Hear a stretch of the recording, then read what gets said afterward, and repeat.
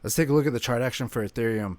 All right, so here's what I'm looking at on Ethereum. In my last video, I was talking about this trend line, and we were waiting to actually break through it, and we actually did break through it.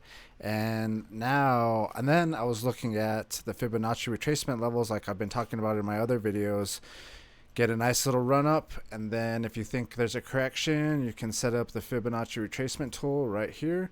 Go drag from the bottom of the run to the top of the run, and then that gives me some levels to watch, gives you levels to watch for it to retrace down to. And I like the 50% level. I think the 50% level is pretty good, and that's where I put my limit order. I actually had one at the 38 and the 50%, and then so we filled those, and then it actually bounced right here. And I wanted to actually talk about that because, like I was saying, this is a good example of how these limit orders can be good.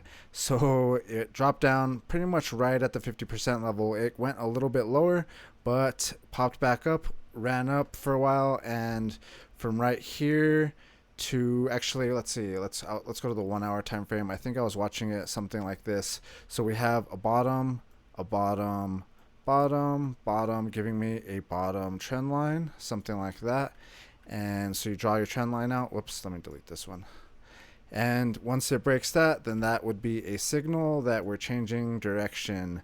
So took profits and then bought some Bitcoin. But from 50% level to the break, I probably didn't catch it perfect. It was probably something like this, around 8 or 9%, something like that. And I might have even been looking at this one too. I think it was this first one actually, because it was like more like almost 10%. So from the 50% level, something like that. See, this is around 11% right here, but I think I was more closer to like 10%. I just something like that. It must have been something like that because we started going sideways, and it was a nice little run up. So yeah, I mean, you could technically do another Fibonacci retracement on this one, and then just buy back at that 50% level again, which is right here. But yeah, no, I'm not sure. The other thing I want to talk about, I mentioned in my Bitcoin video, is that it kind of looks like I don't know, a possible head and shoulders, and this one looks a little bit better. Like there's not in Bitcoin, there's like a little like extra little bump like thing right here, but this one looks, I don't know, it still has to get a bounce right here. It still has to reverse, and a head and shoulders is a reversal pattern. So we're heading down, and then if it breaks this neckline right here, then that is a signal that we're reversing. And also you can target from the bottom of the head to the top of, or to the shoulders, should I say, and then drag that to the breakout, wherever that may be, wherever it breaks out, and then you'll have a target that you can take profits on, something like that. Or the other thing you could do is once it breaks out, then you could also be looking at the previous resistance levels. That's another thing to look for. But so yeah, I'm kind of curious if we're going to come down, hit that 50% level again, and come up. Because even if we come down, hit the 50%, it's still higher than the previous bottom over here. So that would still technically be head and shoulders. Even if we just, I don't know, it depends how low we go though. And it kind of looks like we're getting a little bit of support right here. The other thing I was noticing is if we go to the 4 hour, or let's go to the daily. Is it the daily or the 4 hour? It's actually the 4 hour. Is that there's some support previously on this side. So let's see, it's right here. I mean, it got support right there, and also right here. So these two spots pretty much are right where we're at. So I'm kind of curious if it will get support right now and bounce up and then complete that head and shoulders or reverse head and shoulder, inverse head and shoulders. But I think, I don't know, I'm kind of looking at this 50% level again, and this is sitting at, let's see what exactly it's at, 3179 right here for another possible bounce. Let's see how far it goes. I think the other thing, let's see, where's the 1 hour? Yeah, it's kind of hard to say how far it's going to go down. The other thing I wanted to show you too real quick is the 9 moving average. Let's go ahead and delete this stuff, because I think until we break this going to the upside, then it's kind of going to be resistance.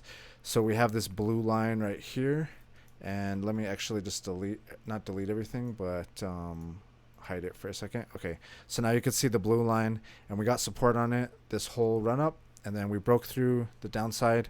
Now we're under it, and it's kind of acting resistance. You can kind of see right here, popped up, got resistance, pushed down, came into it right now. We're getting resistance and pushing back down. So I think until we can break through this going to the upside, then it's going to be giving us resistance and pushing us down. But I think once we do break that, then, and this is on the daily time frame, like more importantly, because you could be in the smaller time frames and it's going to look different, but the daily time frame I think is very important. And once we break that 9 moving average going to the upside, then I think that's going to be a bullish signal in general, or then we can start looking for a bounce and we can get more confident about it, even maybe going back to the upside. Possibly it's another signal. So yeah, that's one big thing I kind of wanted to talk about, is one big thing that I'm actually watching. So yeah, but let's see if we can let's see if we get a bounce maybe on the 50%, complete the head and shoulders, and then like I said, we can target from the bottom of the head to the top of the shoulders, or the shoulders. Let me kind of, sorry.